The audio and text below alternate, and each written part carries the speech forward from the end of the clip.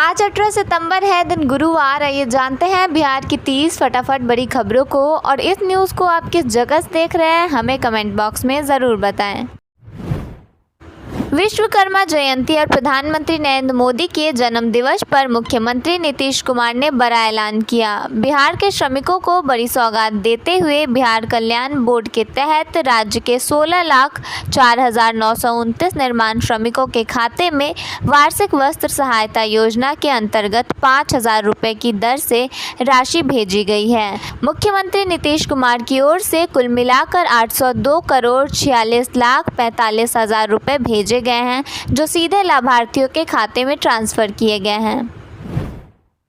मुख्यमंत्री महिला रोजगार योजना 2025 के लिए आवेदन शुरू हो गए हैं। ऑनलाइन और ऑफलाइन आवेदन स्वीकार किए जा रहे हैं। इस योजना के तहत महिलाओं को रोजगार के लिए 2,10,000 रुपये तक की वित्तीय सहायता मिलेगी। जीविका दीदी के साथ अन्य महिलाएं भी योजना का लाभ ले सकती हैं। प्रखंड स्तर पर कंट्रोल रूम स्थापित किया गया है। बिहार के किसानों ने राष्ट्रीय मखाना बोर्ड के गठन पर प्रधानमंत्री नरेंद्र मोदी को उनके 75वें जन्म दिवस पर बधाई दी। मखाना उद्यमी और किसानों ने इस बोर्ड से उत्पाद की गुणवत्ता और आय में वृद्धि की उम्मीद जताई है। मजदूरों को भी दैनिक मजदूरी देने की उम्मीद है। उद्यमियों का मानना है कि मखाना के लिए एक निश्चित MSP स्थापित किया जाएगा, जिससे किसानों को लाभ होगा।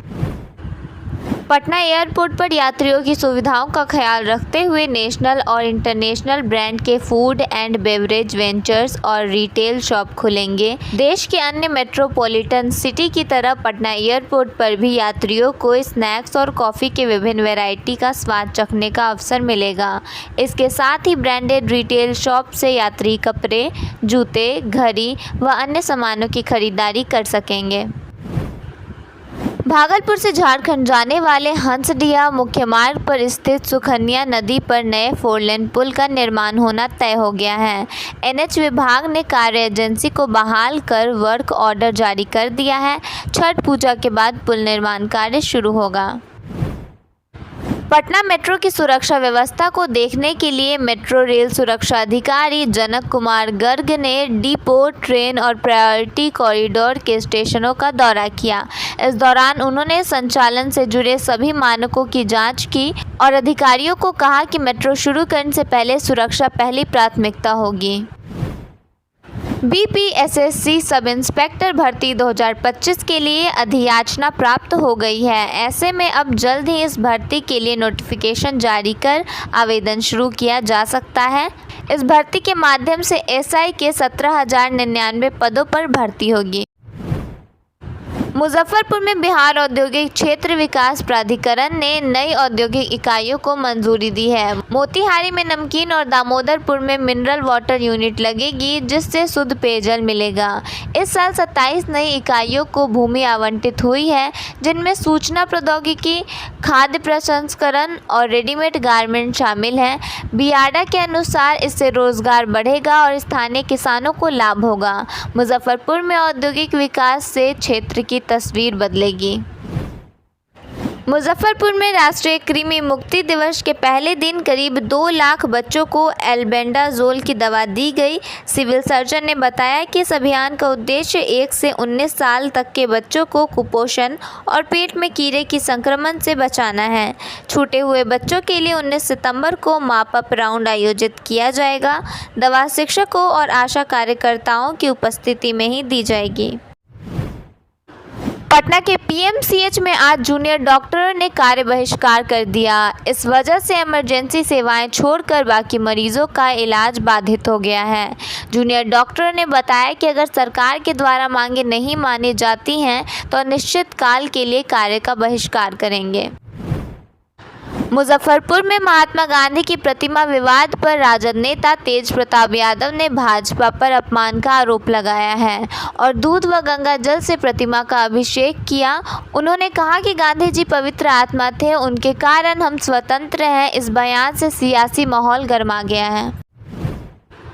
पूर्णिया के निर्दलीय सांसद पप्पू यादव ने मंगलवार को मीडिया से बात करते हुए बताया कि 15 सितंबर को पीएम मोदी पूर्णिया आए थे तो उनके और प्रधानमंत्री के बीच क्या बात हुई। पप्पू यादव ने कहा कि उन्होंने सीमांचल के विकास के लिए विशेष पैकेज देने का आग्रह किया था। इस पर पीएम ने मुस्कुराते हुए कहा, और क्या क्या चाहिए पप्पू जी।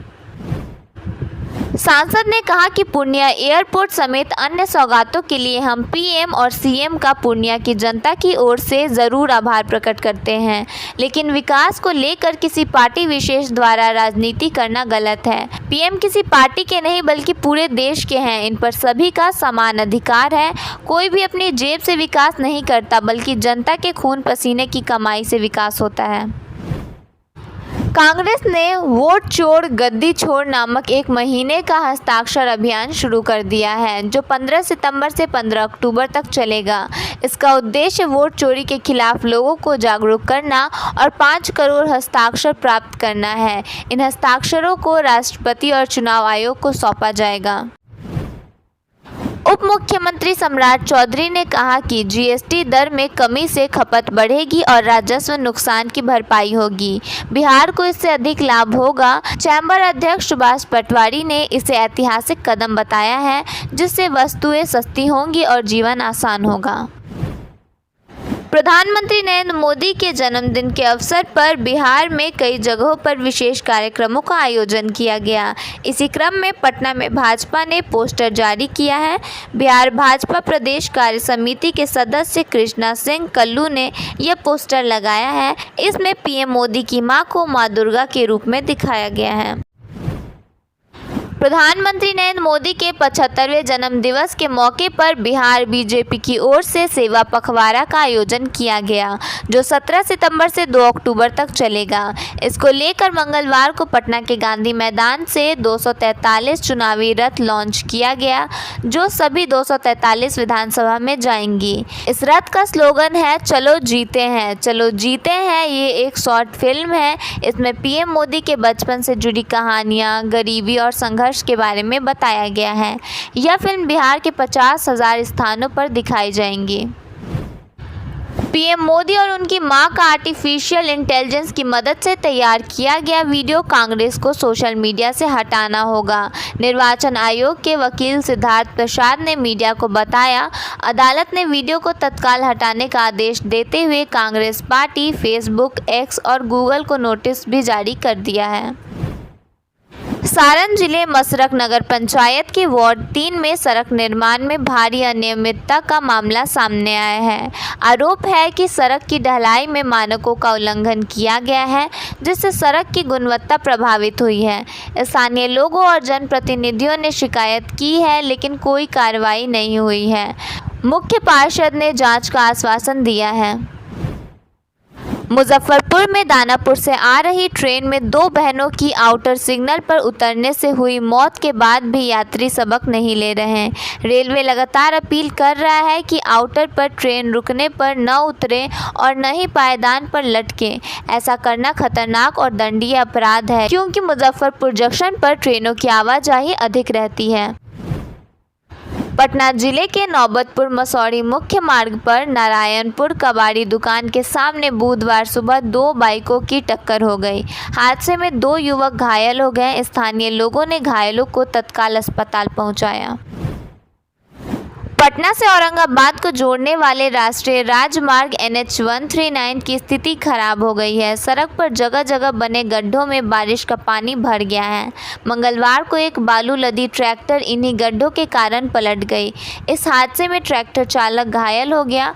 सूचना मिलते ही नौबतपुर थाना पुलिस मौके पर पहुंची और JCB की मदद से ट्रैक्टर को गड्ढे से बाहर निकाला। पटना में मंगलवार को एक हादसे में मजदूर की मौत हो गई। घटना बिहटा थाना क्षेत्र के सिकंदरपुर स्थित औद्योगिक क्षेत्र की है। निर्माणाधीन पंचकन्या फ्लोर मिल में लिफ्ट फिटिंग के दौरान हादसे में उसकी मौत हो गई। मृतक मजदूर की पहचान मुजफ्फरपुर निवासी 24 वर्षीय विकास कुमार गुप्ता के रूप में हुई है।